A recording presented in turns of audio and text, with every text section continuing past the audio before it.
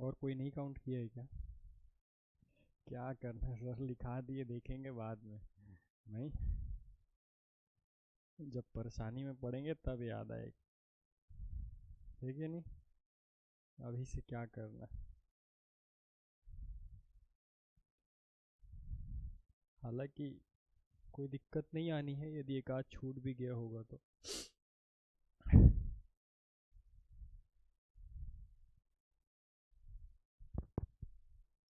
मैं जिस लिस्ट में देख पा रहा हूँ इसमें पूरे दिख रहे हैं 251। मिलाएंगे क्या? मिलाना है।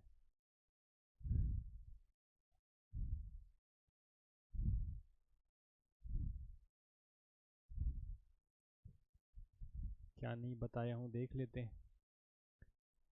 यदि मिलवाना है तो।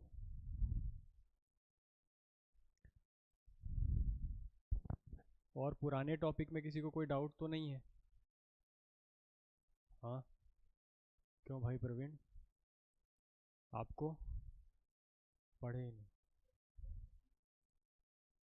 वो 2+1 का तो रिकॉर्डिंग डल चुका है। एक और है, उसका रिकॉर्डिंग हो गया है शायद, किशन भैया उसमें डाल दिए होंगे।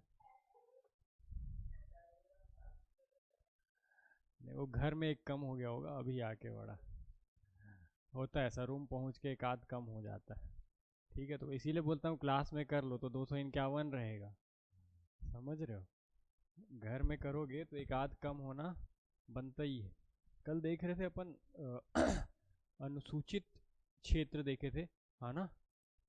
सॉरी, हाँ, आदिवासी क्षेत्र या अनुसूचित क्षेत्र जो भी बोलो, दोनों का मतलब वही, आदिवासी को ही अनुसूचित कहते हैं, है ना? तो वो देख रहे थे अपन, उसमें एक डाउट आया था, बाकी लोगों को क्यों नहीं आया पता नहीं। आना तो कल क्लास में ही चाहिए था, पर चलो ठीक है, कोई बात नहीं, है ना? मैं आपको बोला था 16 जिले हैं। 16 जिले बोला था क्या? कौन कौन से जिले बताया था? बस्तर संभाग के 7 जिले। बस्तर संभाग में 7, है ना? सरगुजा में 6 जिले। ये दोनों को मिला के 13 तो हो गए थे, है ना? इसके अलावा मैं आपको बताया था कि और कहाँ कहाँ पर है, तो मोहेला, मानपुर, अम्बागढ़ चौकी। तो ये एक नया जिला बन गया है कि नहीं? ये, इसके अलावा गौरेला, पेंड्रा, मरवाही, ये एक नया जिला बन गया है 2020 में। और इसी के साथ एक नया जिला बना है अपना, क्या नाम है, ऊपर कोरिया वाला, मनेन्द्रगढ़, चिरमिरी, भरतपुर, है ना? तो ये तीनों की तीनों तहसील, मतलब विकास खंड जो है यहाँ पर, जो तीन तीन विकास खंड मिल रहे हैं, मनेन्द्रगढ़, चिरमिरी, भरतपुर में चिरमिरी नहीं है ना? बताया था जब आ रहा था तो, कि चिरमिरी इसमें विकास खंड नहीं है, ये तहसील तो है पर विकास खंड नहीं है। इसके जगह क्या देखे थे, खड़गवां, है ना? खड़गवां विकास खंड है। तो ये जो आपको अभी जिले दिख रहे हैं आपके सामने, कितने हो गए ये? 13 3 16, है ना? 16 जिले हो गए। इसमें से ये 16 जिले जो हैं, ये पूरे पूरे किस में शामिल है? आपके आदिवासी विकास खंड। ठीक है, पर इसके अलावा भी हम जिले देखे थे जहां से हम लिए थे, जैसे बालोद, बालोद का डोंडी देखे थे, डोंडी विकास खंड। धमतरी देखे थे, धमतरी का नगरी देखे थे, है ना? रायगढ़ देखे थे, हाँ, रायगढ़ देखे थे। इसके अलावा और क्या देखे थे? कोरबा देखे थे, हाँ, गरियाबंद देखे थे। वही कह रहा हूँ कि ये सब जिले भी शामिल थे उसमें, है ना? एक कोरबा, इसमें से एक की कोई तहसील पूरी नहीं है। किसमें बताया था पूरी नहीं है? अच्छा, ये जो है, ये वाला, है ना? इस वाले में जो पूरी जितनी भी तहसीलें सब, मतलब ये तो ये नहीं आएगा, ये नहीं आएगा। मोहेला, मानपुर, अम्बागढ़ चौकी, ये भी पूर्ण रूप से। अच्छा, इसमें मोहेला और मानपुर बस है, ये देखे थे क्या अपन? तीनों बताया हूँ, एक बार देखो लिस्ट, बताओ तो, मेरे को थोड़ा सा कंफ्यूजन हो रही है। तीनों देखे थे, इन तीनों जिलों में कौन कौन सा मैं कौन कौन सा बताऊँ, क्योंकि इसके अलावा कोरबा भी है ना। कोरबा, कोरबा से देखे थे। हाँ, कोरबा से देखे थे। मैं पूछ रहा हूँ कि ये जो ऊपर के 3 जिले आपको बताया हूँ, है ना। अच्छा, तो मैं डबल काउंट कर रहा हूँ। मनेन्द्रगढ़, चिरमिरी, भरतपुर डबल काउंट हो रहा है भाई। सरगुजा में तो 6 जोड़ लिया ना, 6 जोड़ लिया ना भाई। ये मैं कह रहा हूँ कि ये वाला तो ऑलरेडी जुड़ गया ना सरगुजा में। ये किसका भाग है? सरगुजा ही का तो भाग है ना। तो इसको मैं हटा देता हूँ ये, ठीक है। 6 ऑलरेडी जोड़ लिया, इसके जगह इस कोरबा को ले आता हूँ, अब हो जाएगा सही। कोरबा, ठीक है। ये जो आपको ऊपर के 16 जिले दिख रहे हैं, मतलब ये 13 दोनों को मिलाकर, है ना, और ये 3, ये जितने भी जिले हैं, इनमें आने वाली जितनी भी विकास खंड है, जितने भी ब्लॉक्स हैं, ठीक है। क्या क्या बोल रहा हूँ, इन 16 जिलों के जितने भी ब्लॉक्स, जितने भी विकास खंड है, सभी आदिवासी विकास खंड है। तो इनको क्या बोला जाता है? पूर्ण आदिवासी जिला कहा जाता है, ठीक है, क्योंकि सभी विकास खंड आ रहे हैं इसलिए। जबकि हम जो नीचे के ब्लॉक्स देख रहे हैं, मतलब नीचे के जो डिस्ट्रिक्ट देख रहे हैं, है ना, ट्राइबल डिस्ट्रिक्ट जो देख रहे हैं नीचे के आपके 5, इनकी सभी जो ब्लॉक्स हैं वो किस में नहीं आ रहे हैं? आदिवासी ब्लॉक्स में नहीं आ रहे हैं। हम देख रहे हैं कि चाहे हम बालोद की बात करें, बालोद का केवल एक ब्लॉक आ रहा है ना। कोरबा देखे तो कोरबा हम यहाँ ले गए, तो इसको मिटा दें क्या? ये कोरबा, कोरबा के सभी ब्लॉक्स आ रहे हैं, 5 ब्लॉक्स हैं, और 5 के 5 ब्लॉक्स किस में आ रहे हैं? वो ट्राइबल ब्लॉक्स में आ रहे हैं। बात समझ आ रही है? लेकिन हम वहीं धमतरी में जाएं तो केवल नगरी सिहावा आ रहा है।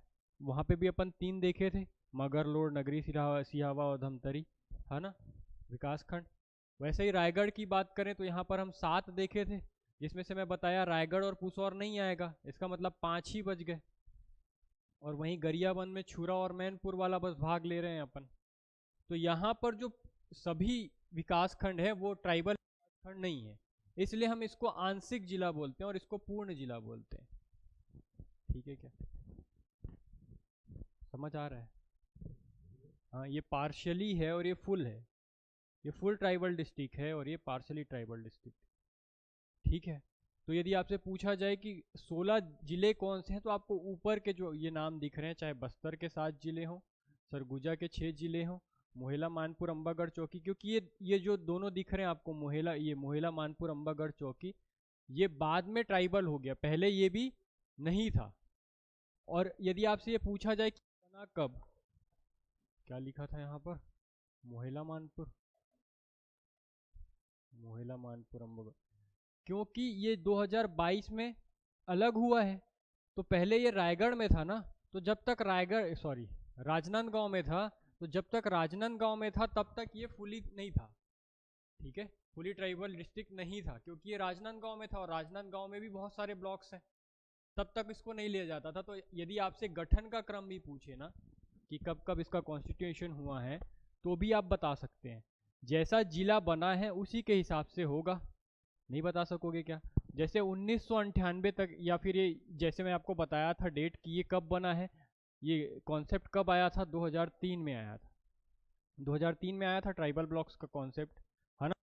2003 के स्थिति में कितने जिलों में कितने जिलों को ट्राइबल ब्लॉक्स बनाया जा सकता है? कौन कौन से जिले आ सकते हैं? तो नहीं बता पाओगे क्या? इनमें से आप नहीं छांट पाओगे क्या? 2003 में कौन, जैसे सरगुजा संभाग है, 6 जिले हैं, 2003 में कौन कौन से जिले बन चुके थे?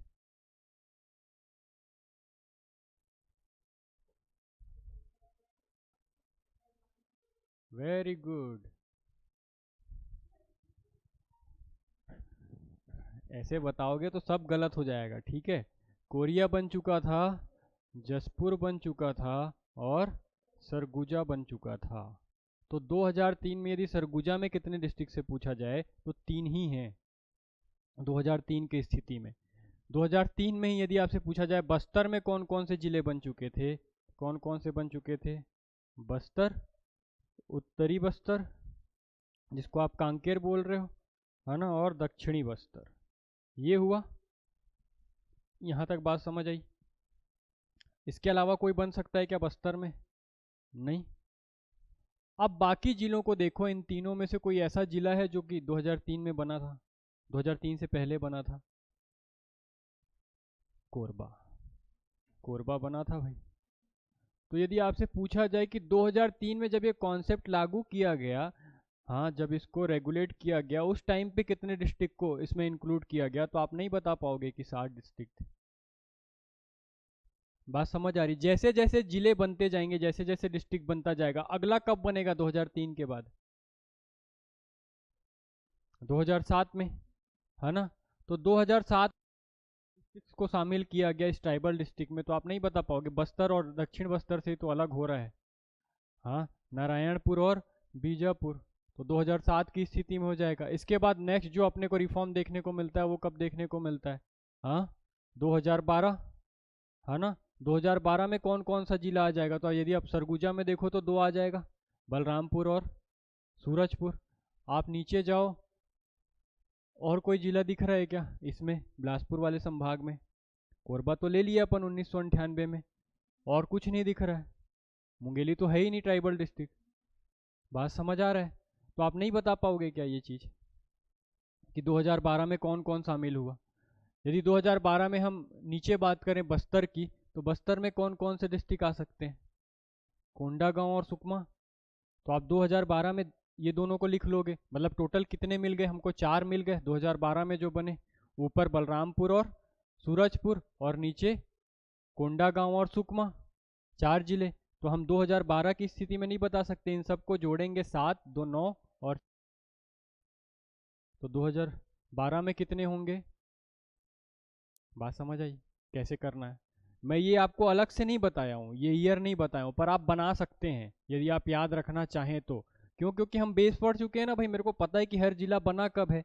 बिना जिला बनाए मैं किसी को डिस्ट्रीब्यूट कर सकता हूँ क्या कि भाई ये ट्राइबल ब्लॉक होगा, ये नहीं होगा? नहीं हो सकता।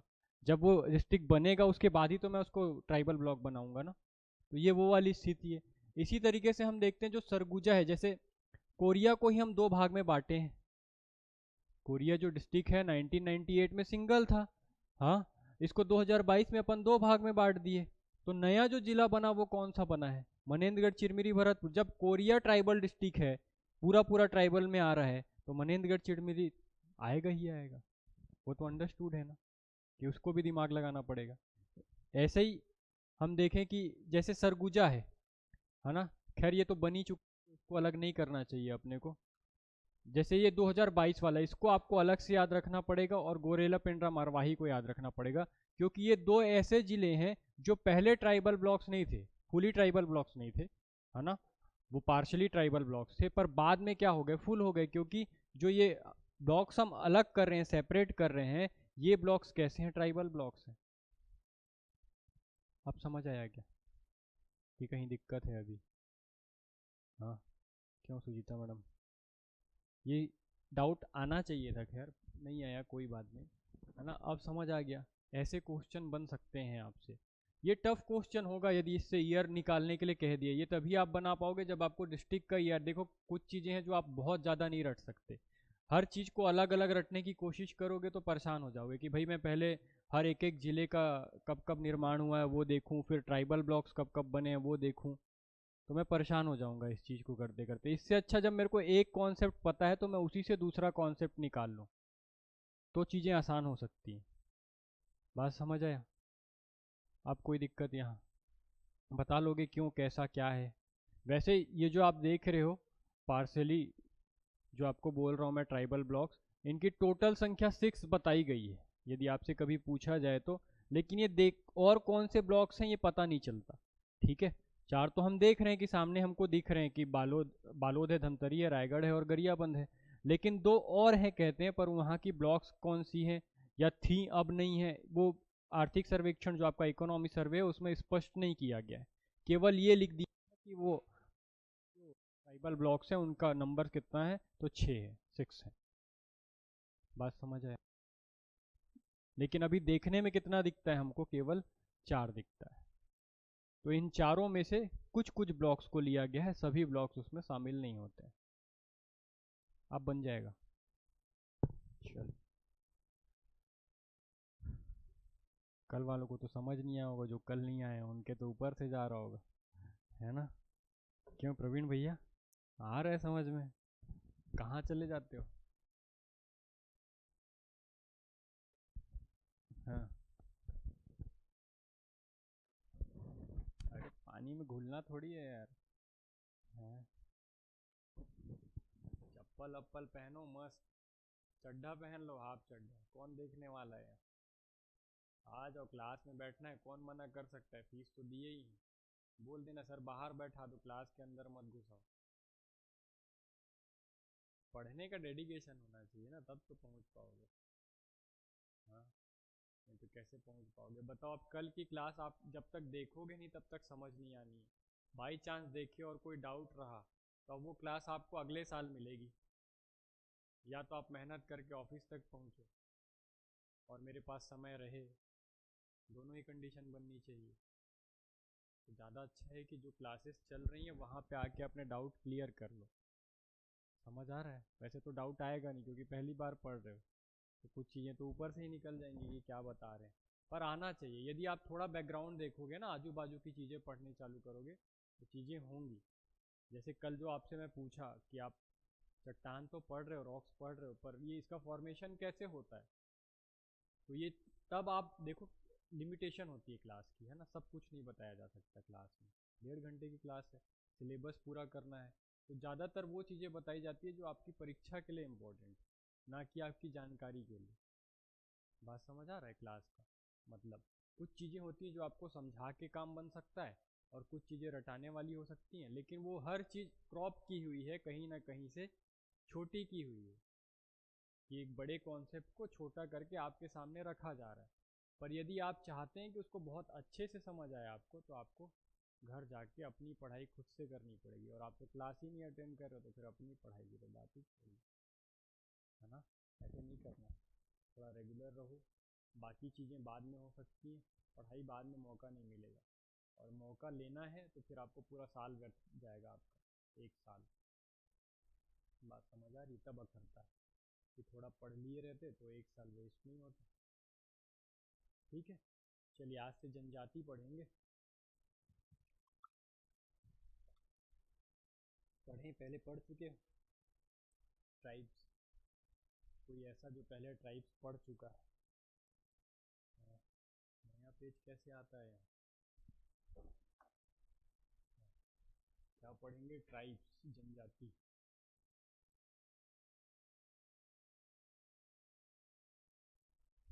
ट्राइब्स ऑफ छत्तीसगढ़, छत्तीसगढ़ की जनजातियाँ। ठीक है, जनजाति पढ़ने में सबसे पहले इन शब्दों को समझना पड़ेगा, जन और जाति को। ठीक है, दो शब्द दिख रहे हैं अपने को, एक दिख रहा है जाति और एक दिख रहा है जन, है ना? दो शब्द दिख रहे हैं, जन और जाति। कोई बताएगा जाति क्या होता है? क्या होता है जाति? हम्म, बहुत सुनते हैं ना अपन, धर्म और जाति के मुद्दे पर लड़ाइयाँ हो रही है। धर्म और जाति को डिफाइन करके कोई बता सकता है क्या होता है धर्म और क्या होती है जाति?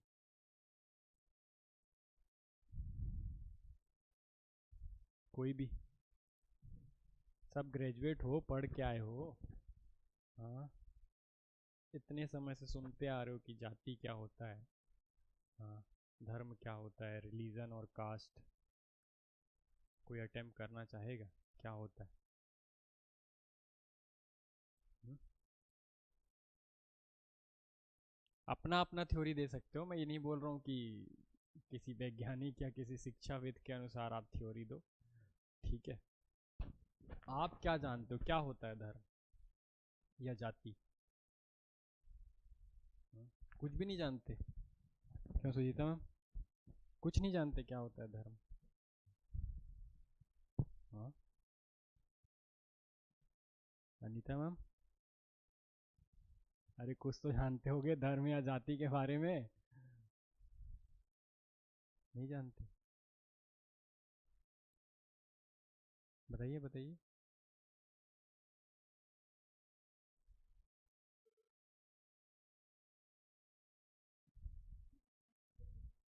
उसको धर्म कहते हैं।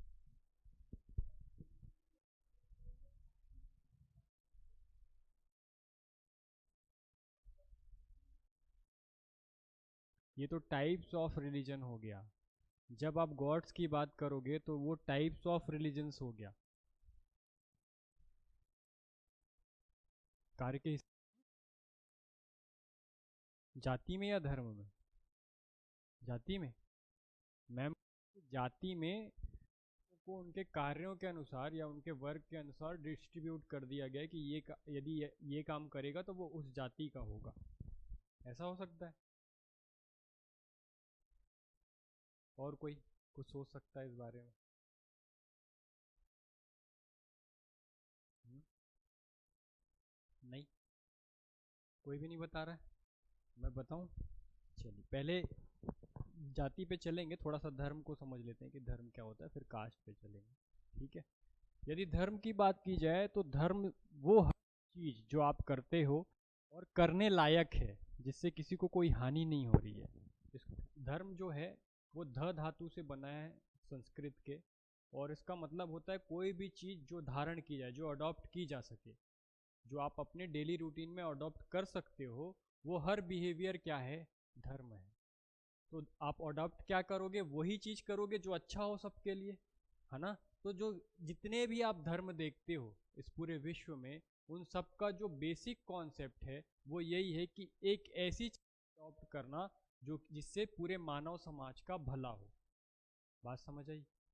अब वो आप किसी देवता को मान के सकारात्मकता ला सकते हो, किसी देवता को बिना माने लोगों की सेवा करके सकारात्मकता ला सकते हो, पॉजिटिविटी ला सकते हो। जो भी कंडीशन हो उससे किसी का बुरा नहीं होना चाहिए। ठीक है। धारण करने का मतलब जो भी चीज मैं करने वाला हूं उससे किसी का बुरा नहीं होना चाहिए, उससे समाज का कल्याण होना चाहिए, तो वो क्या कहलाता है? धर्म कहलाता है। बात समझ आई? यदि जाति की बात करें तो ये जो जाति है वो लैटिन शब्द से बना है। ठीक है। जाति को इंग्लिश में कहा जाता है कास्ट, है ना? कास्ट। और कास्ट जो लैटिन शब्द से बना है उसको बोलते हैं कास्टस। कास्टस। ठीक है। किससे बना है? कास्टस। और कास्टस का मतलब होता है विशुद्ध। इसी को बोलते हैं प्योर ब्लड लाइन। तो प्योर ब्लड लाइन को मेंटेन करने के लिए, ठीक है, प्योर ब्लड लाइन को मेंटेन करने के लिए जो सिस्टम बनाया गया है उसी को हम क्या बोलते हैं? कास्ट कहते हैं। विशुद्ध रक्त संबंध को बनाए रखने के लिए जो पद्धति अपनाई गई है उसी को हम क्या कहते हैं? जाति कहते हैं। इसी आप देखते होंगे कि कोई भी जाति का किसी अन्य जाति में विवाह करना पसंद नहीं करता, शादी नहीं करता। उसका रीजन क्या है? उस ब्लड लाइन को, उस रक्त संबंध को मेंटेन करना, जो प्योर ब्लड है उसको मेंटेन करना।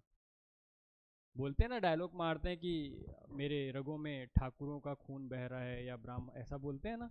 ये वही वाली बात है। या सूरवीरों का खून बह रहा है, तो वो इम्प्योर मत हो, है ना? इसलिए क्या करते हैं हम? एक कास्ट सिस्टम लाते हैं कि जो उस कास्ट का या उस कास्ट से संबंधित लोग हैं वो किसी दूसरे कास्ट में ना जाएं। तो जो पीढ़ी दर पीढ़ी जीन्स ट्रांसफर हो रहे हैं, डीएनए ट्रांसफर हो रहा है, वो मेंटेन रहे, है ना? आप देखे होगे यदि किसी के पापा जो हैं वो एक अच्छे शिल्पकार हैं तो बेटे में भी वो गुण होता है।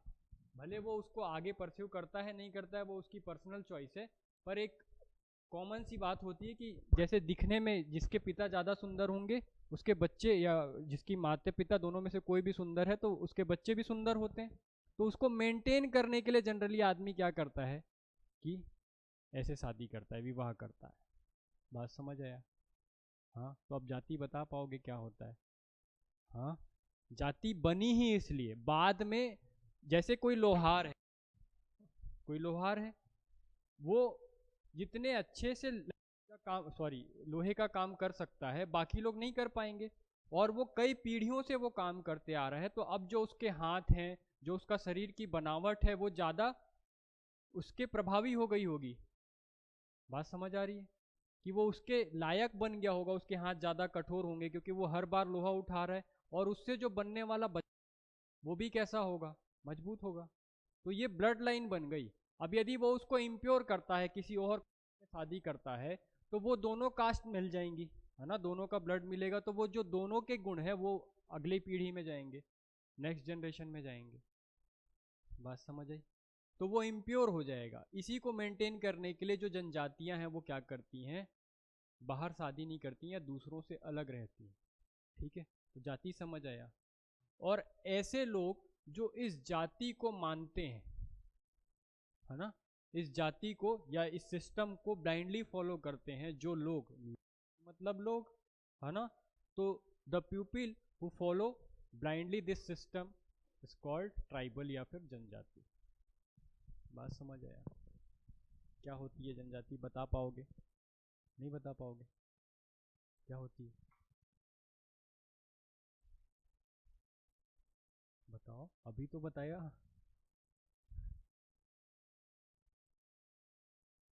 बोलिए, जो अभी परिभाषा दिया आपको, ये मेंस में काम आएगी ये परिभाषा। यदि ये मेंस में आप ये लिख देते, कहीं से 2 नंबर नहीं काटेगा आपका। पर शर्त है कि आप उतने दिन इसको याद रख पाओ और इसी तरीके से समझे रहो। आपको मैं बोला हूं ना कि यदि मेरे साथ आप प्री भी पढ़ रहे हो तो आप समझ लो मेंस पढ़ रहे हो। यदि आप अपने दम पे चाहो तो मेंस लिख सकते हो कहीं बिना कोचिंग किए, यदि आप छत्तीसगढ़ पढ़ रहे हो तो। बात समझ आई? तो वो तभी होगा जब आप क्लास में बता पाओगे। अभी आपको बताया, आप अभी नहीं बता पाओगे तो कैसे चलेगा? क्या होता है कास्ट?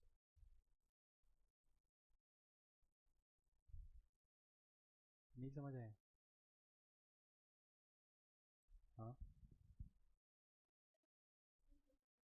जो मैं आपको लाइन बताया उसी को आपको दोहराना है कि मैं क्या लाइन बोला, क्योंकि आपको लिखना है ना। सुजीता बताओगी? बता नहीं पाओगे, ये सबसे बड़ी दिक्कत है, क्योंकि आप जितने एक्सट्रोवर्ड होगे, जितना ज़्यादा बोल पाओगे, उतना ज़्यादा लिख भी पाओगे। तो कभी मौका मत जाने दिया करो हाथ से। यदि पूछ रहा हूँ तो कम से कम कोशिश करो। क्या होगा, 1-2 लाइन ऊपर नीचे हो जाएगा, एक आध सेंटेंस आगे पीछे हो जाएगा, कोई परेशानी नहीं है। क्लास ही तो है ना, फाइनल आंसर थोड़ी लिख रहे हो। ठीक है प्राची, क्या होता है कास्ट?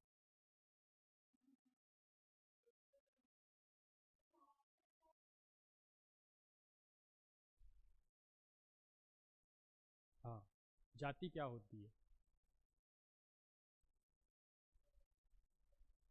हम्म, हम्म, वो जाति है। जनजाति क्या होती है? अच्छे से बताओ। परिभाषा टाइप का लगना चाहिए ना कि हाँ आप परिभाषा बता रहे हो, थोड़ा सा अच्छा करके। अनीता मैम?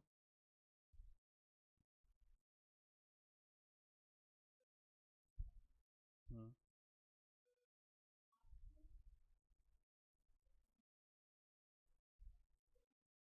हम्म, बताओ।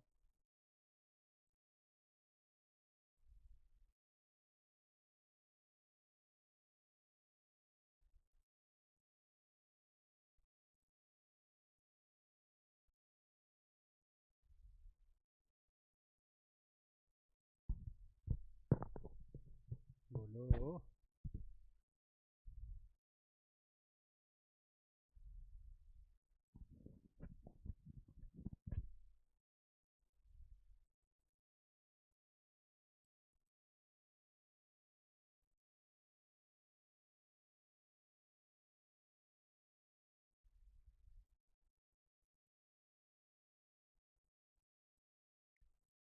इतने देर में तो मैं लिख के भी आ गया रहता 3-4 बार। नहीं? हाँ, सुनो फिर से क्या बोल रहा हूँ, अब ध्यान रख। ठीक है, मैंने आपको बताया कि कास्ट शब्द है वो लैटिन शब्द कास्टस से बना है, जिसका मतलब होता है विशुद्ध रक्त। ये बताया आपको पहली लाइन में। ठीक है, यदि मैं इसको परिभाषा बनाऊं जाति की, तो मैं कह सकता हूं कि जाति जो है इंग्लिश के कास्ट शब्द से बनी है, जिसका लैटिन में मतलब कास्टस होता है। और काष्टक का हिंदी रूप है, कास्टस का हिंदी रूप है विशुद्ध रक्त संबंध। तो जो लोग विशुद्ध रक्त संबंध सिस्टम या प्रणाली को फॉलो करते हैं या फिर उसको मानते हैं, वे क्या कहलाते हैं? जनजाति कहलाते हैं। नहीं बता पाओगे, इतनी सी चीज तो थी। The people who follow this pure blood line system is called जनजाति या ट्राइबल्स। नहीं बता पाते? क्या रखा है बताओ जाति और जनजाति में? हाँ, अब यहीं से दूसरा कॉन्सेप्ट, ये तो आपका जाति और जनजाति हो गया, लिख पाओगे अब जनजाति के बारे में, जनजाति क्या होती है। दूसरा हम शब्द सुनते हैं अनुसूचित जनजाति, सुनते हैं? ये क्या होती है भाई अनुसूचित जनजाति? अनुसूचित जनजाति क्या होती है, अब बताइए, पता है किसी को?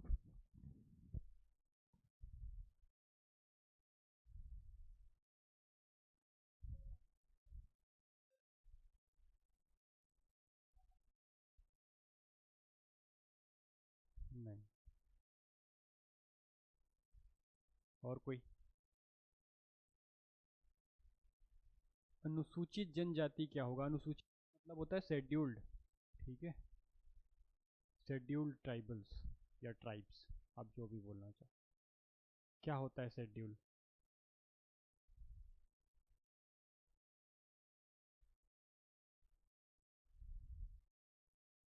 हाँ, पता है किसी को? नहीं, कुछ बोल रहे हो? हाँ।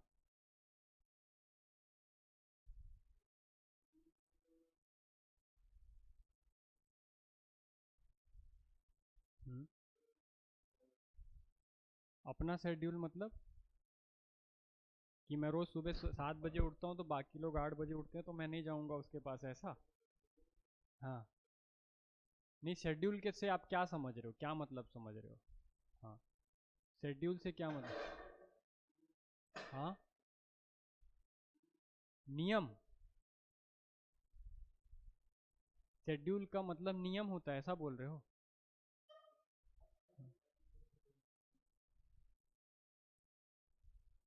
अनुसूचित मतलब होता है जिसको किसी सूची में रखा गया हो। सूची मतलब टेबल, ठीक है, किसी टेबल में जो लिस्टेड हो। बात समझ आया? हाँ, जो किसी टेबल में लिस्टेड हो, ऐसी जनजातियों को क्या कहा जाता है? अनुसूचित जनजाति कहा जाता है, शेड्यूल्ड ट्राइब्स कहा जाता है। शेड्यूल्ड कहाँ पर हैं? तो इंडियन कॉन्स्टिट्यूशन, भारतीय संविधान में शेड्यूल्ड है। भारतीय संविधान, भारतीय संविधान में कब शेड्यूल्ड हुई? तो 1950 में। कब इसकी लिस्ट बनाई गई? 1950 में इसको लिस्टेड किया गया, जितनी भी जातियों को, जितनी भी जनजातियों को भारतीय संविधान में लिस्टेड किया गया है, सूचीबद्ध किया गया है। हिंदी में क्या बोलते हैं? सूचीबद्ध, इंग्लिश में बोलेंगे लिस्टेड, ठीक है। जितनी भी जनजातियों को भारतीय संविधान में 1950 में लिस्टेड किया गया या सूचीबद्ध किया गया, उन जनजातियों को हम अनुसूचित जनजाति कहते हैं। बात समझ आया? इन्हीं जनजातियों का उल्लेख हम अनुसूची 5 में पढ़ते हैं, अनुसूची 5 और 6, ठीक है। इन्हीं जनजातियों की लिस्ट और इन्हीं जनजातियों का एडमिनिस्ट्रेशन किसमें पढ़ते हैं? भारतीय संविधान के 5th और 6th शेड्यूल में पढ़ते हैं। 5th शेड्यूल कॉमन है, जबकि 6th शेड्यूल जो है वो स्पेसिफाइड है त्रिपुरा, मेघालय, मिजोरम और असम के लिए। कल भी बताया था ये बात जब हम ट्राइबल ब्लॉक्स देख रहे थे, तब बताया था 5वीं अनुसूची क्या होती है। 5वीं अनुसूची में त्रिपुरा, मेघालय, मिजोरम और असम को शामिल नहीं किया जाता है। बाकी जितने भी ट्राइबल एरिया होंगे उसके प्रशासन के लिए, उसके एडमिनिस्ट्रेशन के लिए हम लिस्ट जो जहाँ से लेते हैं, वो लिस्ट कहाँ से लेते हैं? 5वीं अनुसूची से लेते हैं। लेकिन जो 6वीं अनुसूची है वहाँ पर हम त्रिपुरा, मेघालय, मिजोरम और असम की बात करते हैं। वहाँ का एडमिनिस्ट्रेशन कैसा होगा, किन किन नियमों को फॉलो करना पड़ेगा, उसकी जानकारी हमको कहाँ से मिलती है? अनुसूची 6 से मिलती है। और जो कॉमन जो ट्राइब्स हैं जो बाकी एरिया में पाई जाएगी इन चारों को छोड़कर, उनके लिए अनुसूची 5 है। बात समझ आई? तो अब ये कॉन्स्टिट्यूशन में है, ये सभी जनजातियां लिस्टेड हैं कॉन्स्टिट्यूशन में, लिस्टेड हैं इसलिए कहला रही हैं अनुसूचित जनजाति कहला रही हैं। बात समझ आया क्या होती है अनुसूचित जनजाति? अब कोई पूछेगा तो बता पाओगे क्या? बहुत सारी ऐसी जनजातियां होती हैं जो लिस्टेड नहीं है, यदि वो लिस्टेड नहीं है तो वो अनुसूचित नहीं है। बात समझ आया? कई जनजातियां ऐसी हैं जो लिस्टेड नहीं है, यदि लिस्टेड नहीं है तो फिर वो शेड्यूल्ड नहीं है। बात समझ आया? शेड्यूल कहाँ पर बनाया गया है? तो भाई कॉन्स्टिट्यूशन में बनाया गया, इंडियन कॉन्स्टिट्यूशन में 1950 में बनाया गया। दोनों चीज़ें समझ आई क्या? हाँ, जाति क्या होता है, जनजाति क्या होता है, और अनुसूचित जनजाति क्या होता है? आप कोई पूछेगा तो बता पाओगे कि अभी भी नहीं बता पाओगे? अभी कंफ्यूजन हो तो पूछ, अभी क्लास आगे बढ़ जाएगी तो वापस नहीं आऊँगा यहाँ। कुछ पूछना है यहाँ तक? हाँ, नहीं, आगे चलें, आगे देखें इसके। हाँ, अब यदि छत्तीसगढ़ की बात करूँ, इंडिया की बात करूँ, तो टोटल जो नंबर है अनुसूचित जनजाति का वो है 705 से अधिक। 705 से अधिक जो जनजातियां हैं वो लिस्टेड हैं आज के डेट में कॉन्स्टिट्यूशन में, इंडियन कॉन्स्टिट्यूशन में। ठीक है, जिसमें से 42 जो जनजाति है, 42 प्रकार की जनजाति कहाँ पाई जाती है? छत्तीसगढ़ में पाई जाती है। याद रहेगा? 705 से अधिक जनजातियां लिस्टेड हैं इंडियन कॉन्स्टिट्यूशन में। ठीक है, और वर्तमान में जो 42 जनजातियां हैं, 42 ट्राइब्स हैं, वो छत्तीसगढ़ की में पाई जाती हैं। बात समझ आई यहाँ तक? यहाँ तक कोई दिक्कत? अब ये जो 42 ट्राइब्स आप देख रहे हैं, इनमें ये जो है 161 सब कास्ट में बटी हुई है, उप जनजातियों में बटी हुई, उप जाति में बटी हुई है। इसी की उप जातियां हैं, जो 42 है वो मेन है, और इसी की उप जातियां हैं जिनका यदि टोटल काउंट करेंगे आप तो 161 होता है। याद रहेगा? उप जाति कहा जाता है, सब कास्ट कहा जाता है। सब कास्ट कितने हैं यदि आपसे पूछा जाए तो 161। ठीक है, कास्ट कितनी है पूछा जाए तो 42 ट्राइबल कास्ट छत्तीसगढ़ में। ठीक है, यदि पूछा जाए कि इसकी लिस्ट कहाँ है, ये जो 42 आप ट्राइब्स देख रहे हो छत्तीसगढ़ की, है ना, इसकी लिस्ट कहाँ पे मिलेगी आपको? तो आप क्या बताओगे? हम एक अधिनियम पारित किए थे जब छत्तीसगढ़ बन रहा था, एक, हाँ हाँ, मध्य प्रदेश पुनर्गठन अधिनियम 2। ठीक है, समझ आया? Madhya Pradesh state reorganisation act 2000, ये जब पारित हुआ तो इसमें जो जो जनजातियां अब छत्तीसगढ़ के हिस्से में आई उनकी लिस्ट अलग कर दी गई। बात समझ आया क्या? तो ये लिस्ट कहाँ पर मिलेगी हमको? मध्य प्रदेश पुनर्गठन अधिनियम 2000, एमपी स्टेट रीऑर्गेनाइजेशन एक्ट 2000, यहाँ पर आपको मिलेंगे। यदि आपसे पूछा जाए कि ये लिस्ट कहाँ है तो आप बता पाओगे 42। ठीक है, यहाँ तक किसी को कोई दिक्कत? टोटल नंबर ऑफ ट्राइब कितने हैं? 705। ये इंडिया लेवल की बात कर रहा हूँ मैं। ठीक है, पर इससे हमको मतलब नहीं है, ये वहाँ पर पूछता भी नहीं और इसके नाम हमको जानने भी नहीं। हम फोकस करेंगे इस 42 पे। ठीक है, इस 42 के बारे में हमको जानना है, वो भी कुछ कुछ चीज़ें, सबके बारे में सब चीज़ नहीं जानना है, जो जितना इम्पोर्टेंट है उसके बारे में उतनी चीज़ें जानेंगे। बात समझ आई? 42 नंबर याद रहेगा, 161 सब कास्ट याद रहेंगे, उप जाति याद रहेगी, है ना। ये लिस्ट कहाँ पर मिलेगी? तो मध्य प्रदेश राज्य पुनर्गठन अधिनियम 2000 में। ठीक है, इसकी लिस्ट मिलेगी। अब क्या होता है कि ये जातियों, जनरली जनजाति को अलग करने का मकसद क्या था, उद्देश्य क्या था, इसका ऑब्जेक्ट क्या था? तो ऑब्जेक्ट बस ये था कि इस जनजाति को, जो कि जनरली जो समाज की मुख्य धारा है, मेन स्ट्रीम है, उससे अलग रहते हैं ये लोग। मैं अभी आपको अपना ब्लड लाइन मेंटेन करने के लिए ये समाज में नहीं आना चाहते, ये अपने ही समाज में रहना चाहते हैं, मतलब अपने ही कास्ट के लोगों के बीच रहना चाहते हैं, बाहर नहीं जाना चाहते। तो इसके कारण एक समस्या ये आती है कि इनका जो डेवलपमेंट है वो रुक जाता है। बात समझ आए? यदि ये बाहर जाएंगे, पढ़ेंगे लिखेंगे तो दूसरों से मिलेंगे, है ना, दूसरी संस्कृति जो उसको अडॉप्ट करेंगे, और फिर ये अपनी जो कल्चर है उसको भूल जाएंगे। इससे बचने के लिए क्या करते हैं, बाहर ही नहीं निकलते। जैसे अपन अभी देखते हैं जल जंगल और जमीन की लड़ाई हो रही है ना, हर बारी सुनते हैं बस्तर में, बस्तर और बाकी भी कई क्षेत्र में छत्तीसगढ़ के, कि कहीं पे भी यदि कोई जाता है डेवलपमेंट करने के लिए तो कभी रोड जो बनी हुई रहती है उसको उड़ा दिया जाता है, स्कूल जो बना रहता है उसको उड़ा दिया जाता है। उसका कारण क्या है? उसका कारण यही है कि वो मुख्य धारा से नहीं जुड़ना चाहते, मेन स्ट्रीम से नहीं इन्वॉल्व होना चाहते उसमें। बात समझ आई? हाँ। तो अब इन जातियों को डेवलप करना पहला उद्देश्य था, पर बाद में सरकार को पता चला कि इनमें भी कई ऐसी जातियां हैं जिनकी स्थिति बहुत खराब है। ठीक है, तो इनमें है और वो लगातार कम होती जा रही हैं, उनकी जनसंख्या जो है, पॉपुलेशन है, वो लगातार डिक्रीजिंग ऑर्डर में है, और वो हो सकता है आने वाले समय में ख़त्म हो जाए, हमारे प्रदेश में दिखाई ही ना दे।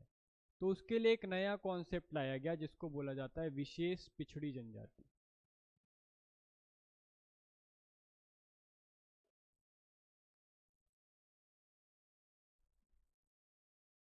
विशेष पिछड़ी जनजाति, ठीक है, primitive tribal, primitive tribal groups पहले इसका नाम था, विशेष पिछड़ी जनजाति, प्रिमिटिव ट्राइबल ग्रुप्स। याद रहेगा यहाँ तक? हाँ। इन्हीं जनजातियों में से कुछ ऐसी जनजातियां थी जो कि बहुत अधिक पिछड़ी हुई थी, तो उनको हम क्या बोल रहे हैं, विशेष पिछड़ी जनजाति कह रहे हैं। याद रहेगा, विशेष पिछड़ी जनजाति।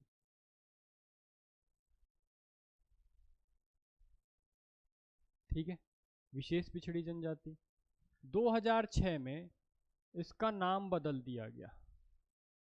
2006 में इस विशेष पिछड़ी जनजाति जो कि प्रिमिटिव ट्राइबल ग्रुप्स थे, इनका नाम बदलकर इसको कर दिया गया पीवीटीजी। पहले क्या था ये, पीटीजी, अब क्या हो गया, पीवीटीजी। ठीक है, पीवीटीजी को यदि हिंदी में बोलूं तो ये होगा विशेषतः पिछड़ी जनजाति समूह, विशेषतः पिछड़ी या विशेषतः संकटग्रस्त। पूछा जाए, सॉरी, यदि इंग्लिश में पूछा जाए तो पी का मतलब होगा पर्टिकुलरली, वी का मतलब होगा वल्नरेबल।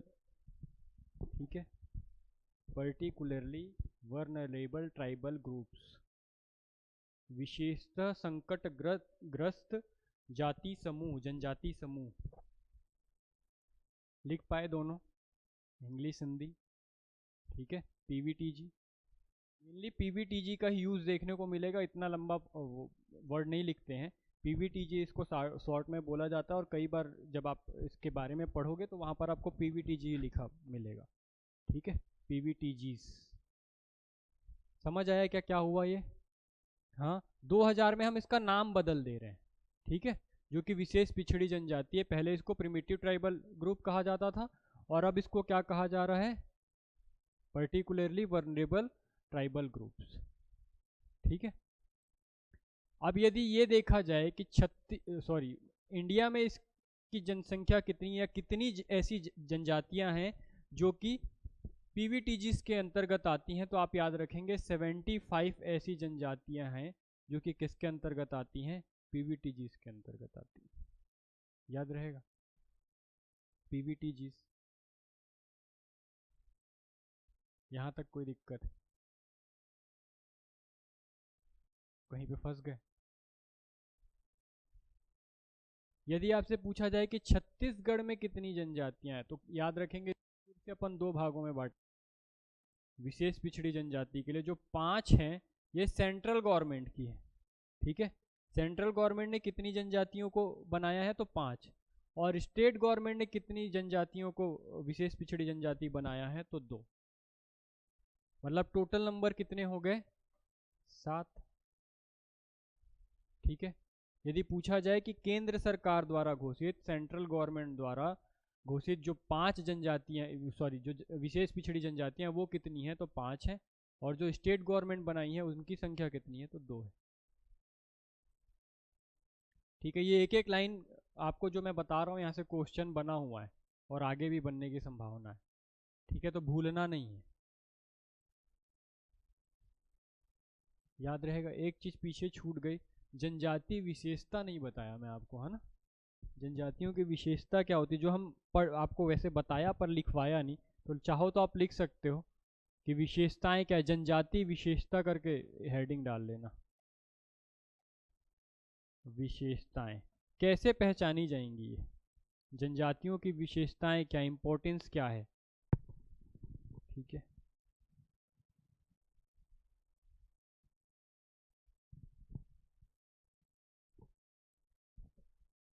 जनरली जो जनजाति होती हैं वे परिवार एवं परिवारों के समूह का कंपाइलेशन होती है, कंपाइलेशन ऑफ फैमिली और फैमिली ग्रुप्स। ठीक है, क्या लिखोगे, जो जनजातियां होती हैं वो परिवार एवं परिवारों के समूह का संकलन होती है, कंपाइलेशन होती है, संकलन होती है। जनजाति जो होती हैं वो कंपाइलेशन होती हैं फैमिली और फैमिली ग्रुप्स का, ग्रुप्स ऑफ फैमिली। ठीक है, मतलब बहुत सारी फैमिली एक जगह जब आ जाती हैं और कंपाइल होती हैं, संकलित होती हैं, तो उसी को हम क्या कहते हैं, जनजाति कहते हैं। याद रहेगा यहाँ तक पहला इसकी विशेषता। दूसरी विशेषता ये है कि जो कोई भी यदि जनजाति होगी तो उसका एक सामान्य नाम होगा, एक सर्टन नेम होगा उसका कोई। ठीक है, एक जनरल नेम होगा उसका, कोई भी वो अपना नाम रखेंगे, जैसे अभी देखेंगे हम आगे। हर एक जनजाति, जैसे आपकी भी कास्ट का नाम है ना, कि कोई ब्राह्मण है, कोई ठाकुर है ना, कोई सतनामी है, कोई गोंड है, तो ऐसे अलग अलग नाम है ना कास्ट के। वैसे ये कह रहा है कि जनजाति जो होती हैं वो भी अपना एक नाम रखती है। तो दूसरा पॉइंट ये बन जाएगा कि इनका क्या होगा, एक नाम होगा इन जनजातियों का।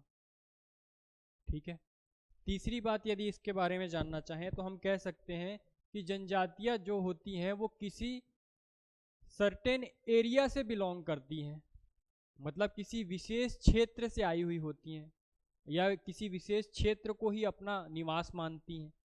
आप जो भी लिखना चाहें कि जनजातियां किसी क्षेत्र को ही अपना निवास मानती हैं, ट्राइब्स जो हैं वो किसी सर्टेन एरिया को अपना क्या मानती हैं, रेसिडेंस मानती हैं।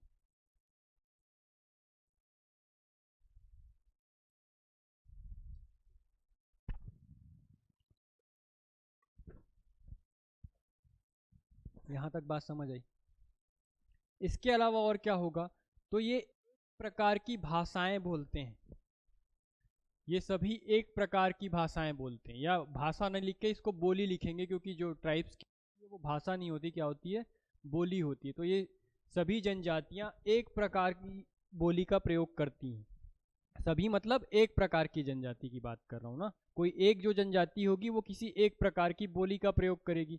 इसी प्रकार सभी जनजातियां अपने अपने लिए एक एक बोली का प्रयोग करेंगी, जिसको वो सभी फॉलो करती हैं, सभी फैमिलीज फॉलो करेंगी। याद रहेगा।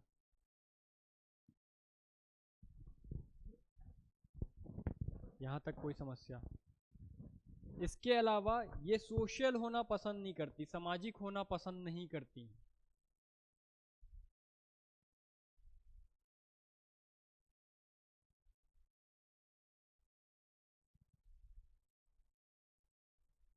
सामाजिक होना पसंद नहीं करेंगी। और क्या विशेषता होगी, तो ये आर्थिक रूप से पिछड़ी होंगी, इकोनॉमिकली क्या होंगी, बैकवर्ड होंगी।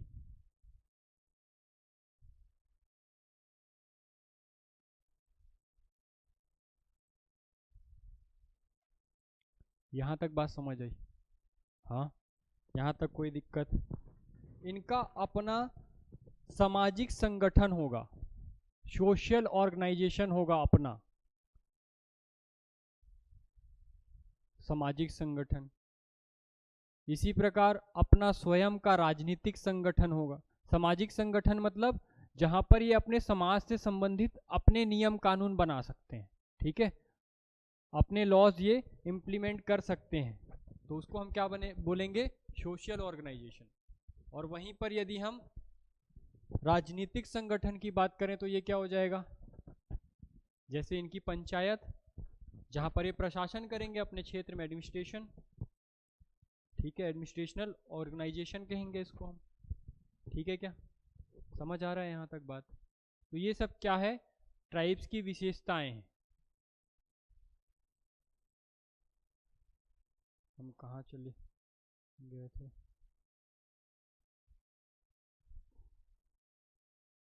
हाँ पीवीटीजी देख रहे थे ना जी, ये याद रहेगा, वो विशेषता आपकी जनजाति की है। अब हम पहुंच गए हैं विशेष पिछड़ी जनजाति में, पीवीटीजी, और हम बात करने वाले हैं 5 और 2 के बारे में। ये तो हमको नहीं पढ़ना है 75, है ना, हमको मेनली किस पे फोकस करना है, ये जो 5 हमारी केंद्र सरकार के द्वारा घोषित विशेष पिछड़ी जनजाति हैं और 2 राज्य सरकार। तो इसका नाम आपको याद रखना है, कौन कौन सी जनजाति, 5 नाम पता है, हाँ, अबूझ माड़िया, पहला क्या नाम है, अबूझ माड़िया, इंग्लिश में लिखना पड़ेगा क्या, लिख लोगे, ठीक है। दूसरा नाम है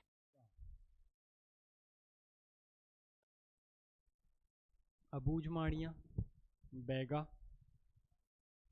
है ना, और क्या नाम है, कमार, बिरहोर, और कमार, बिरहोर और पहाड़ी कोरवा,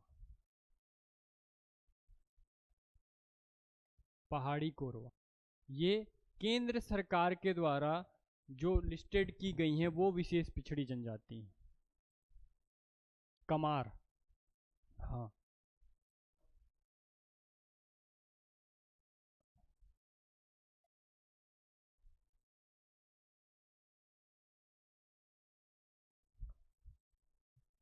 ये हिल कोरवा लिख लेना इसको, कोरवा, ठीक है, अरे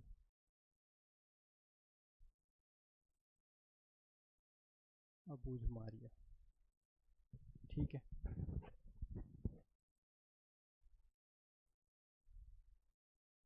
अबूझ माड़िया, बैगा, कमार, बिरहोर और पहाड़ी कोरवा, नाम याद रहेगा, नाम याद कर। ये 5 ऐसी जनजातियां हैं जो कि छत्तीसगढ़ की विशेष पिछड़ी जनजातियां पीवीटीजीज ग्रुप हैं, ठीक, यहाँ तक याद रहेगा। अब 2 नाम आपको याद रखना है जो राज्य सरकार के द्वारा जारी की गई हैं। तो पहला नाम है भुंजिया, भुंजिया, भुंजिया, और दूसरे को कहा जाता है पांडोप, पांडोप, ठीक। ये 2 स्टेट गवर्नमेंट की हैं और ये 5 सेंट्रल गवर्नमेंट की, याद रहेगा। कौन कौन सी जनजाति है विशेष पिछड़ी जनजाति, अबूझ माड़िया, बैगा, कमार, बिरहोर, पहाड़ी कोरवा, ठीक है। नाम कल याद होना चाहिए, जो जो बताया हूँ कल पूछूंगा, है ना। तो जो नहीं समझ आ रहा है आप अभी पूछ लो, कल मैं पूछूंगा तो चुप रहे तो दिक्कत हो जाएगी, ठीक है, क्लास में नहीं बैठने दूंगा, बता रहा हूँ, ठीक है, ये याद रहेगा। हाँ, अब इन विशेष पिछड़ी जनजातियों को विशेष पिछड़ी जनजाति होने के लिए कुछ मापदंड हैं, कुछ क्राइटेरिया निर्धारित किए गए हैं, जिनको यदि ये फॉलो करते हैं तभी किस में आ सकते हैं, पीवीटीजीज में आ सकते हैं, अदरवाइज तो ये जनजातियां हैं, ट्राइब्स तो हैं। लेकिन पीवीटीजीज बनने के लिए कुछ क्राइटेरिया, कुछ मापदंड निर्धारित किए गए हैं, उनके बारे में हम चर्चा कर लेते हैं, कौन बन सकता है।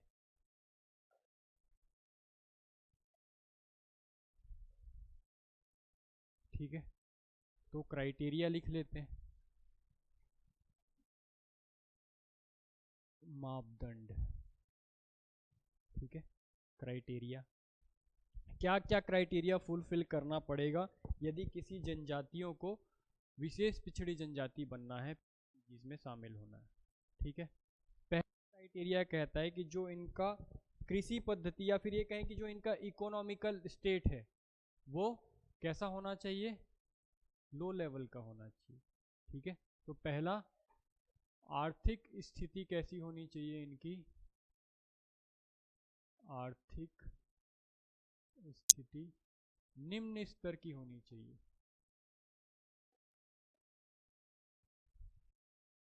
ठीक है, लिख पाइए।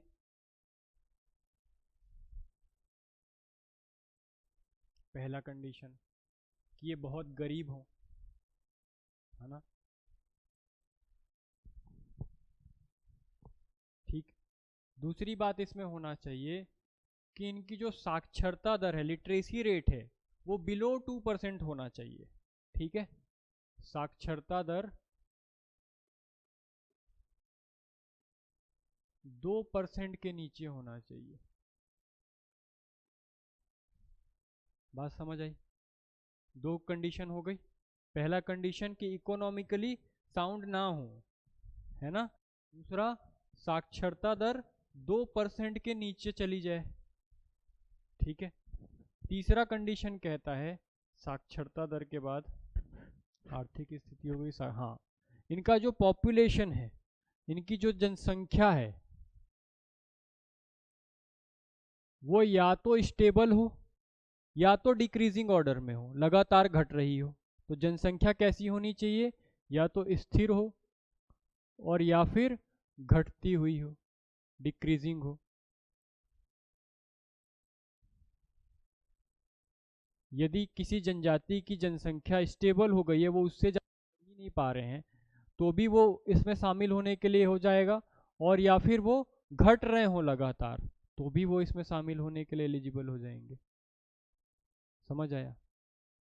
जो इनके पास टेक्नोलॉजी ये यूज कर रहे होंगे, है ना, वो कैसी होगी? प्री एग्रीकल्चर टाइप की होगी। मतलब जब हम कृषि करते थे उससे भी पहले के समय में जो टेक्नोलॉजी यूज होती थी, उस टेक्नोलॉजी का यूज ये कर रहे होंगे। मतलब अभी कृषि करना यदि सीखे होंगे तो ये कैसी कृषि कर रहे होंगे? जो छोड़ छोड़ के करते हैं ना, जैसे आज यहाँ किए, स्थानांतरित कृषि कहलाती है। आज यहाँ किए, जब यहाँ का थोड़ा सा लैंड जो है वो बेकार हो गया तो यहाँ से उठ के फिर कहीं और चले गए। बात समझ आ रहा है? तो वैसी वाली कृषि हो, तो इनके पास जो टेक्नोलॉजी होगी, प्रौद्योगिकी होगी, वो कैसी होगी?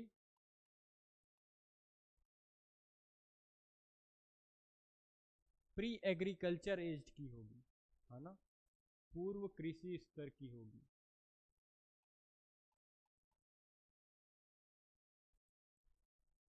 बात समझ आ रही है क्या बोल रहा हूँ? 4 पॉइंट याद रखना है हमको। एक तो इकोनॉमिकली ये लोग पिछड़े हों, है ना। दूसरा, साक्षरता दर 2% से कम में आ जाए।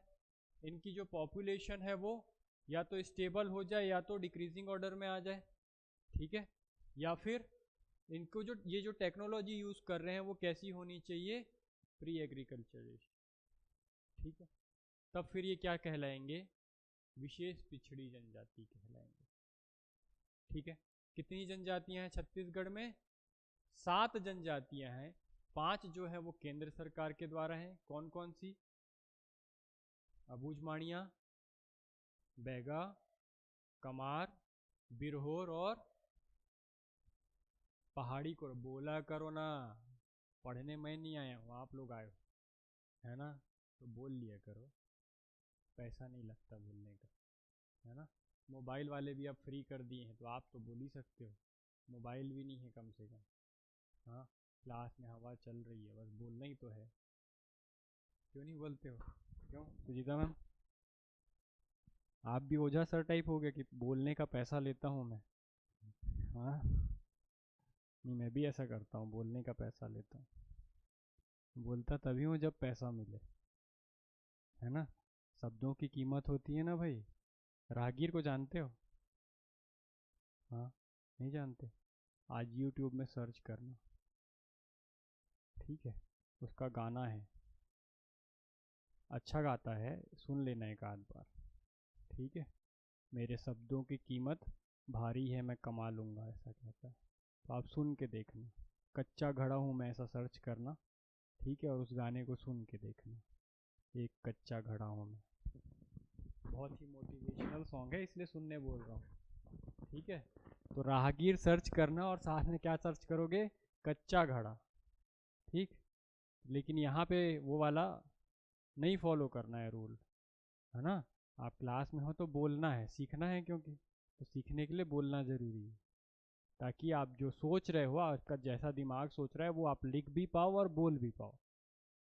बात समझ आ रही है? क्योंकि ऑफिसर लगना भी तो पड़ेगा। देखो, दो तरीके के ऑफिसर होते हैं। आप जनरली इंटरव्यू देखते हो, हाँ, लोगों के इंटरव्यू देखते हो। कुछ ऑफिसर जो मैं उनकी बात कर रहा हूँ जो ऑलरेडी पोस्टेड हैं कहीं, जिनका सिलेक्शन हो चुका है ना। जब भी आप देखते होगे तो दो तरीके की फीलिंग आती है, यदि आप इंटरव्यू देखो या पॉडकास्ट जो भी आप देख रहे हो उस टाइम पे, ठीक है। तो दो ही तरीके की फीलिंग आती है किसी को सुनने के बाद। एक तो लगता है कि वाह यार क्या बोल रहा है, कितना जानता है ना। और आप बाकी तो नहीं बोल सकता, यूपीएससी में तो ऐसे लोग नहीं दिखते, लेकिन हाँ, यदि आप छत्तीसगढ़ में सेलेक्टेड लोगों को देखोगे जिनका सिलेक्शन हो गया है, उनको सुनोगे तो कई लोग ऐसे हैं जो आज भी हिंदी नहीं बोल पाते ठीक से। मतलब वो छत्तीसगढ़ी मिक्स वाली हिंदी बोलते हैं, ठीक है, पर बन तो गए हैं।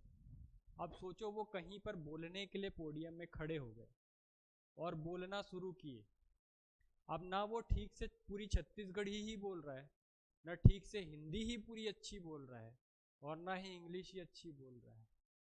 हाँ, जब वो बोल रहा है तो हकला रहा है, जब वो बोल रहा है तो उसको सोचना पड़ रहा है। तो उस अधिकारी को देख के आपके अंदर क्या फीलिंग आती है? हमेशा सोचते ना ये कैसे बन गया होगा यार, होता है। तो अपने आप को वैसा नहीं बनाना है, ताकि जब हम कहीं पर सेलेक्ट होके जाएं, हमारा जहाँ पर सम्मान हो, और यदि कहीं बोलने के लिए बुलाया जाए तो ये स्थिति नहीं होनी चाहिए कि हमारे पास शब्द ही नहीं है, मैं तो सोच ही नहीं पा रही हूँ, मैं तो बोल ही नहीं पा रही हूँ। बात समझ आ रहा है? तो पर्सनालिटी से लगना भी तो चाहिए कि ऑफिसर बनने वाले हो, डिप्टी कलेक्टर बनने आए हो। हाँ? पटवारी हो तो अलग बात है, हाँ, हालांकि वो छोटी पोस्ट नहीं होती, पर फिर भी यदि पटवारी हो तो आपको छत्तीसगढ़िया में बात करनी पड़ेगी, कोई परेशानी नहीं है ना।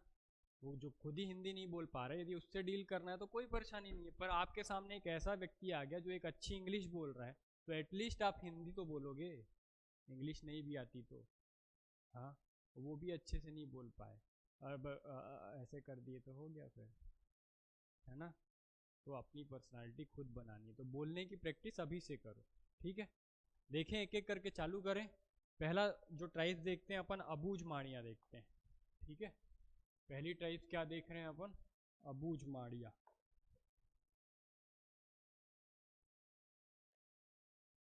इसके बारे में जानेंगे अपन आज की क्लास में।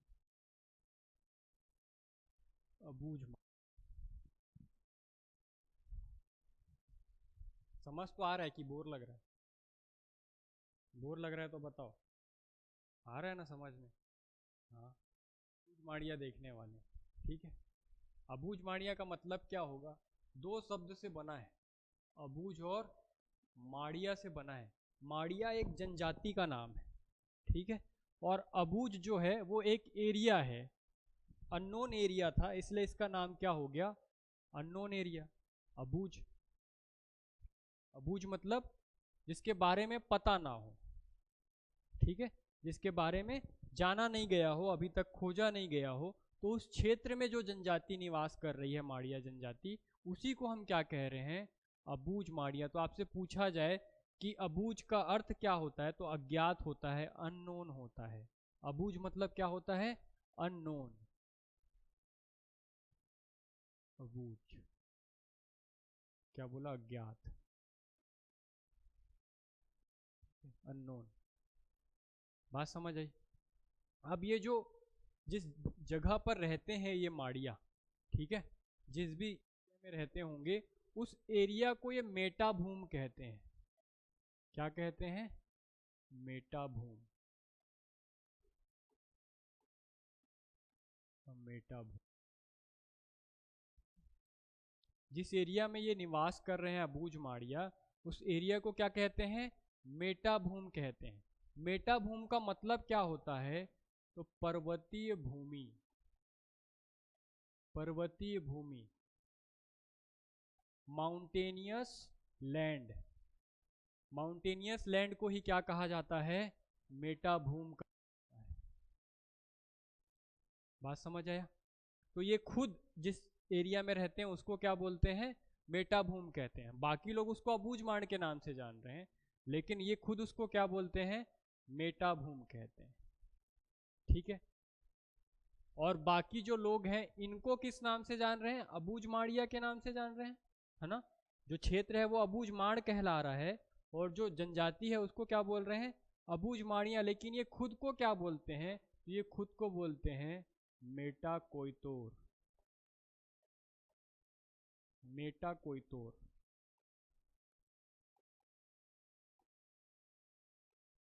अब ये मेटाकोइतोर मतलब क्या होता है?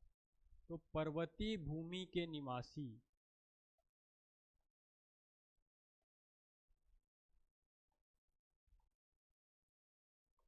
पर्वतीय भूमि के निवासी।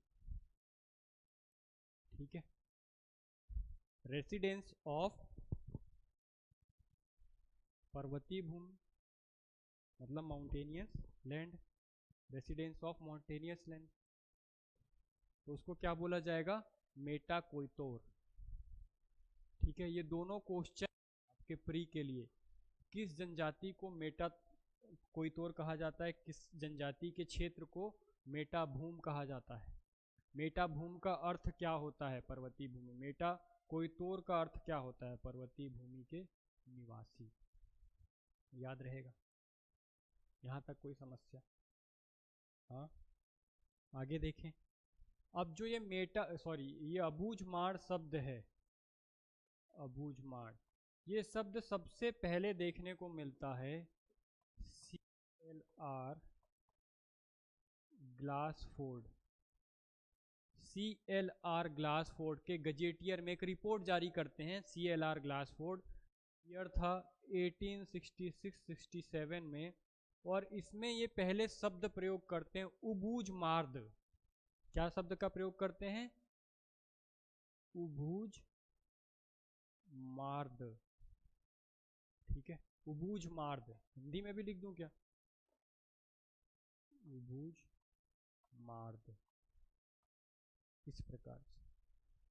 और यहीं से क्या बनता है? अबूझ माड़। तो सबसे पहला प्रयोग जो दिख रहा है वो कौन कर रहा है? CLR ग्लासफोर्ड। ठीक है, क्या बोल रहे हैं ये अबूझ माड़ को? उबूझ मार्द बोल रहे हैं।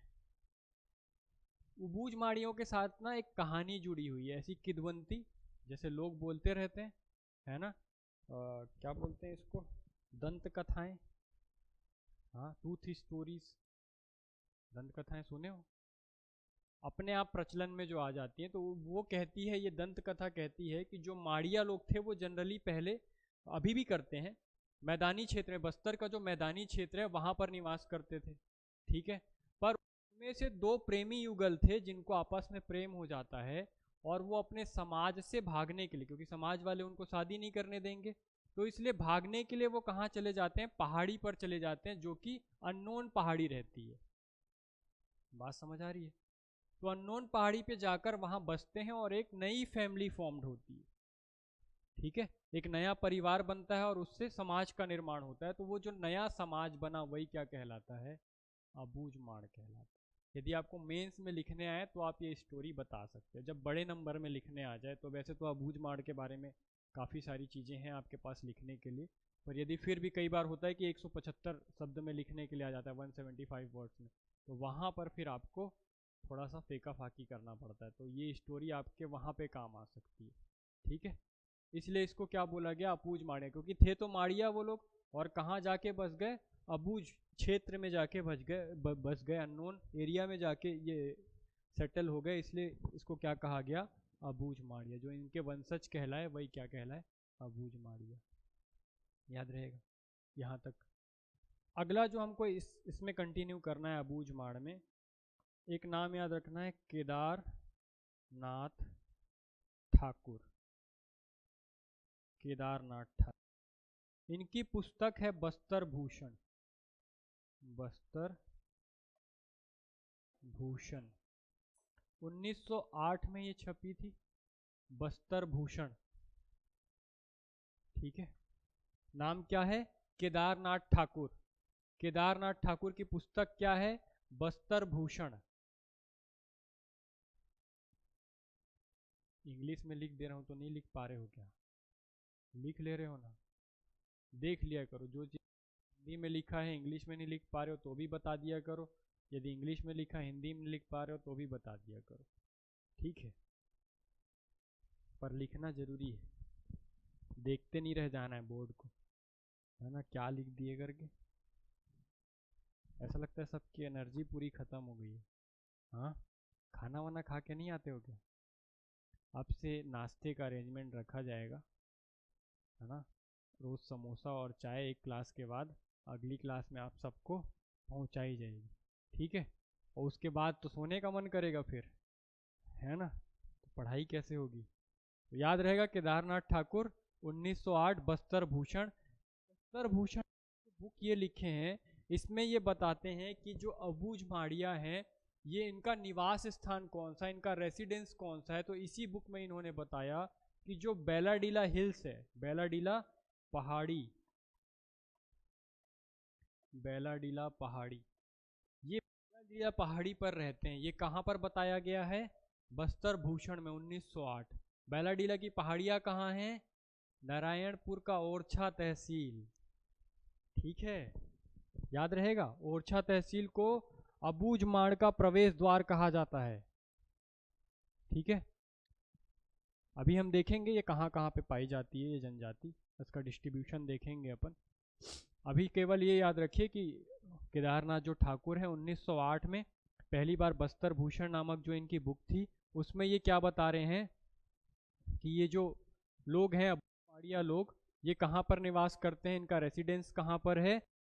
हिल्स है, ठीक है। इसी बुक में वो बताते हैं कि ये अबूझ माड़ियाँ हैं ये 3 प्रकार के हैं, 3 टाइप्स ऑफ अबूझ माड़ियाँ हैं। पहले को तो हम बोल रहे हैं अबूझ माड़ियाँ, है ना, अबूझ माड़ियाँ पहला टाइप। दूसरा जो इसका टाइप है वो कुआ कोंडा हल्के के माड़िया है। ये कुआ कोंडा कहाँ है भाई? हाँ, दंतेवाड़ा, ठीक है। इसीलिए पढ़ रहे थे हम लोग, इतनी मेहनत इसीलिए किए ताकि जैसे ही हमको कुआ कोंडा नाम याद आए, ओरछा नाम याद आए, तुरंत हम कहाँ पहुँच जाएं? जिले में पहुँच जाएं। अब समझ आया? अभी बहुत ऐसा यूज होगा, ठीक है। तो ये क्या है? कुआ कोंडा हल्के के माड़िया। हल्का समझते हो? हाँ, सुने हो कहीं पे ये? हल्का क्या होता है? किसी को कुछ पता है हल्के के बारे में? कुआं कोंडा हल्का बोल रहे हैं मतलब क्या बताना चाह रहे हैं? पटवारी के पास गए हो कभी? वो जिस भी एरिया में काम करता है, जैसे कि हम देखे थे तहसील, हाँ, प्रशासन, जब हम आपको मैं बता रहा था कि सबसे ऊपर राज्य है ना, राज्य के नीचे संभाग आते हैं, डिविजन्स आते हैं, डिवीजन डिस्ट्रिक्ट में बटे हुए होते हैं, और डिस्ट्रिक्ट तहसील, और तहसील फिर विकास खंड। नहीं, विकास खंड अलग इकाई होती है। उप तहसील बताया था, हाँ।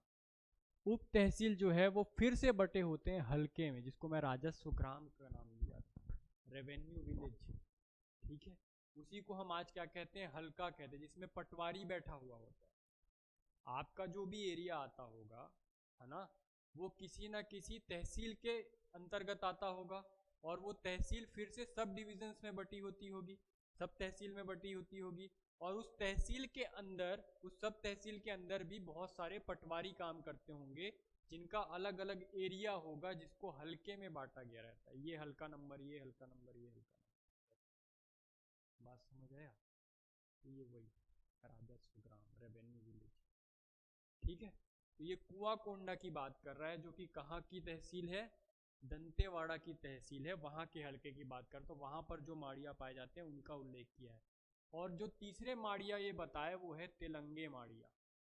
तेलंगे माड़िया मतलब ये लगभग बीजापुर के आसपास का जो क्षेत्र है ना, वहाँ पाए जाएंगे, जो कि तेलंगाना से लगता है, ठीक है। तो वहाँ पाए जाने वाले जो माड़ियाज होंगे वो क्या कहलाएंगे? तेलंगे माड़िया कहलाएंगे।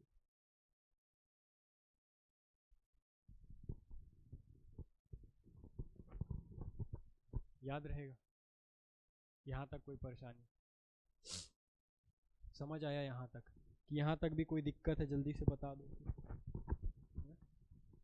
नहीं? आगे बताओ। अगला जो नाम याद रखेंगे इसी में वो है डब्ल्यू वी ग्रियर्सन का।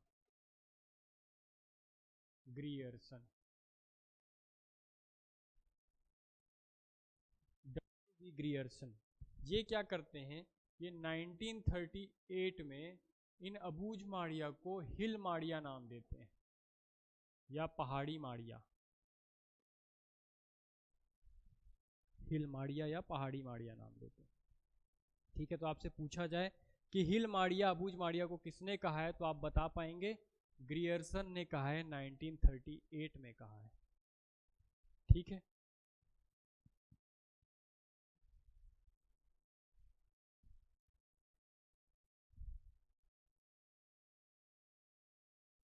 नहीं समझ आ रहा है? आ रहा है, आ रहा है ना? आगे देखें।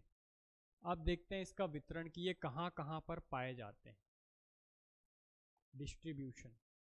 ठीक है, कहाँ कहाँ पर ये पाए जाते हैं। तो आपको याद रखना है सबसे पहले ओरछा नारायणपुर। ओरछा, ओरछा तहसील थी। कितनी तहसीलें थी नारायणपुर में? कौन कौन सी?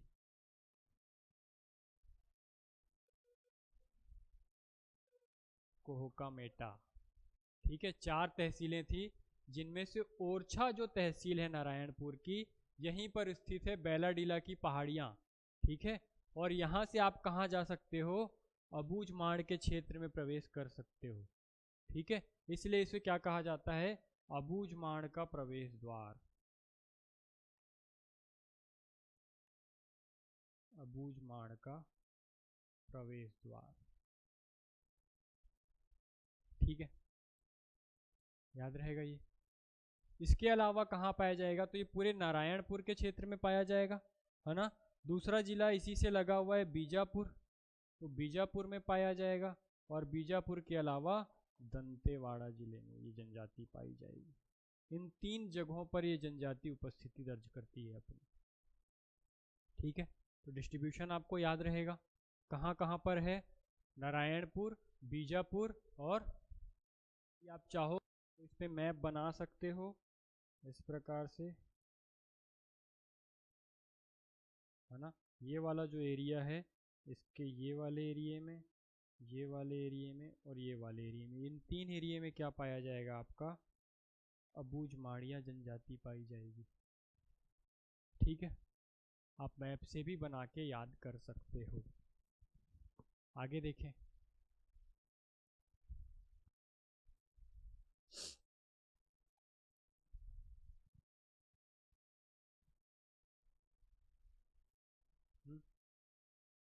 देखें आगे, हो गया ना सबका। आगे देखेंगे कि इसकी जो जनसंख्या है, 2 बार इसमें हमको जनसंख्या याद रखनी पड़ेगी, क्योंकि इनका 2 बार किया गया है काउंटिंग, है ना। पहला काउंटिंग आपसे पूछा जाता है, ये 1931 में हुआ था, ग्रियर्सन के द्वारा कराया गया था, है ना। और इस समय जो ये जनजाति थी, इसकी जनसंख्या थी 11,500। केवल कितने लोग थे, 11,500। दूसरी जो हम इसकी काउंटिंग देखते हैं वो हुई थी 1941 में। ये कराया गया था वेरियर एल्विन के द्वारा, वेरियर एल्विन। और इस समय जब हम काउंट किए तो इनकी संख्या थोड़ी बढ़ चुकी थी और ये लगभग 13,000 हो गई थी। ठीक है, तो 10 कुछ अंतर आया था।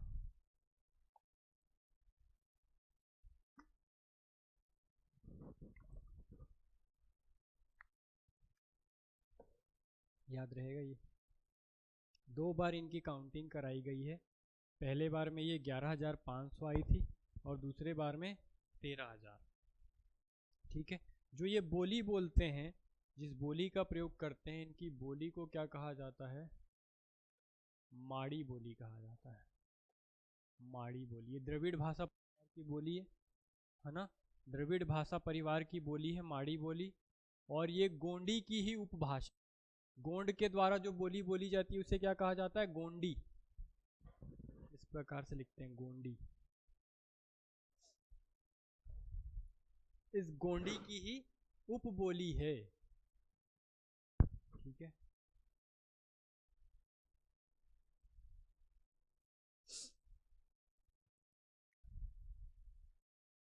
किस भाषा परिवार से आती है? द्रविड़ भाषा परिवार। किस बोली की उपबोली है? तो गोंडी बोली की उपबोली है।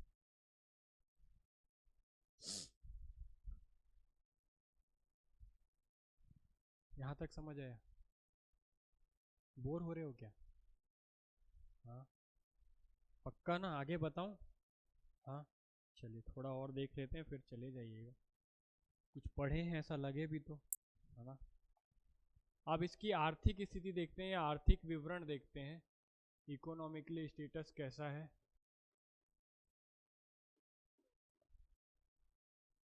मेनली ये अपने अर्थ के लिए या फिर पैसे के लिए ये जो काम करते हैं, कृषि का कार्य। और इनकी कृषि जो है वो पद्धति स्थानांतरित कृषि की पद्धति है ना। इनकी कृषि पद्धति का नाम पूछता है कि कौन से टाइप, मतलब इनके जो खेती का तरीका है उसको क्या कहा जाता है। तो याद रखेंगे उसका नाम, इसका नाम है पेद्दा। ठीक है, पेद्दा, पेद्दा कृषि। ठीक है, स्थानांतरित कृषि मतलब शिफ्टिंग एग्रीकल्चर, जो कि समय समय पे शिफ्ट हो जाता है ना। कुछ समय बाद जैसे ही वो जमीन खराब हुई तो वो शिफ्ट करके दूसरी, इसीलिए ये परमानेंट रेसिडेंट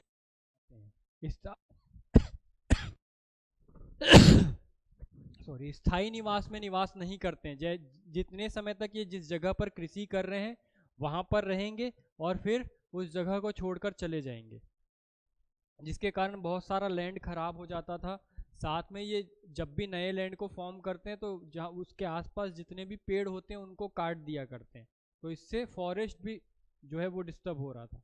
तो इसलिए इस पे बैन लगा दिया गया है। ठीक है, तो ये जो पेद्दा कृषि आप देख रहे हैं, ये जनरली जो पहाड़ों की ढलान होती है, स्लोप होता है, वहां पर की जाती है। तो ये कहाँ पर किया जाता है बोलेंगे अपन? स्लोप में, है ना, ढलानों में की जाने वाली खेती है। इसी का जो दूसरा रूप है उसको हम कहते हैं दिप्पा। ठीक है, दिप्पा। ये समतल भूमि पे किया जाता है, प्लेन्स में किया जाता है।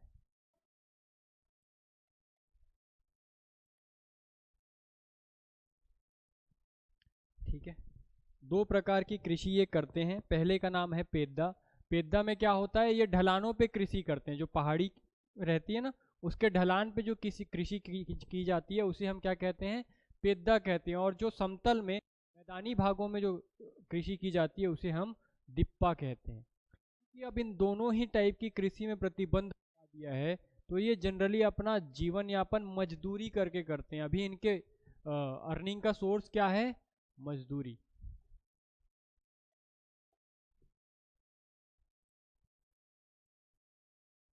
ठीक है, और मजदूरी के साथ आजकल ये लोग स्थायी कृषि भी करने लग गए हैं,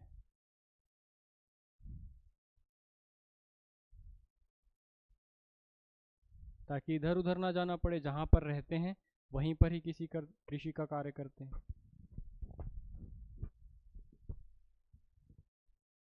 ठीक है,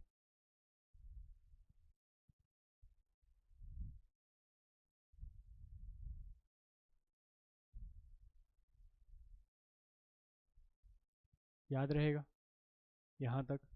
इसके अलावा जब इनके पास कृषि का जो भी सामान रहता है वो खत्म हो जाता है, मान लो चावल बोए, चावल खत्म हो गया, तो ये जनरली शिकार करते हैं। शिकार, जिसमें चूहा, खरगोश, है ना, जो छोटे जीव होते हैं जंगलों में पाए जाते हैं उनका शिकार करना पसंद करते हैं। सूअर, मतलब जंगली सूअर, भैंसे, इन सबको मार के खाते हैं, या चिड़िया। तो इनका अन्य जो व्यवसाय है वो शिकार भी है कृषि के अलावा। या तो ये मजदूरी करेंगे, या तो स्थायी कृषि करेंगे, या ये नहीं हुआ तो शिकार करेंगे। जब बरसात का समय होता है, जब पानी अधिक रहता है, तब ये मछली पकड़ कर खाते हैं। ठीक है, यही सब आपसे पूछता है और कुछ नहीं जाती में। ठीक है, कि कृषि को क्या कहते हैं और ये क्या क्या काम करते हैं, ऐसी चीजें। याद रहेगा। इनका युवा गृह जो है, युवा गृह, युवा गृह को इंग्लिश में क्या बोलते हैं? Youth dormitory. ठीक है, यूथ डॉर्मेट्री। इसको क्या नाम दिया जाता है? तो इसका नाम है कोसी घोटुल, कोसी घोटुल, या इसी को घोटुल भी कहा जाता है। घोटुल में जनरली जो लड़के और लड़कियां हैं वो पढ़ाई करने जाते हैं, ठीक है, लेकिन पढ़ाई जो आप करते हैं वैसी पढ़ाई नहीं होती। यहाँ पर सामाजिक और धार्मिक शिक्षाएं दी जाती हैं, ठीक है, कि समाज में कैसे जीवन यापन करना है। तो साथ में रखकर लोगों को सिखाया जाता है कि किस प्रकार से लोगों से बात की जाती है, क्या क्या काम होता है, वो सारी चीज़ जैसे घर में आपको मम्मी काम सिखाती है उसी प्रकार से, है ना। और फिर बाद में ये इसी घोटुल के सदस्य से विवाह भी कर सकते हैं यदि उनकी आपसी सहमति बन जाती है, ठीक है। कई घोटुल होते हैं जो केवल दिन में लगते हैं, कई घोटुल जो होते हैं वो दिन और रात दोनों के समय लगाए जाते हैं, ठीक है, ये याद रहेगा। तो ये युवा गृह है, कोसी घोटुल और घोटुल कहलाता है, ठीक है। यूथ डॉर्मेट्रीज अबूझ माड़िया की, यहाँ तक याद रहेगा।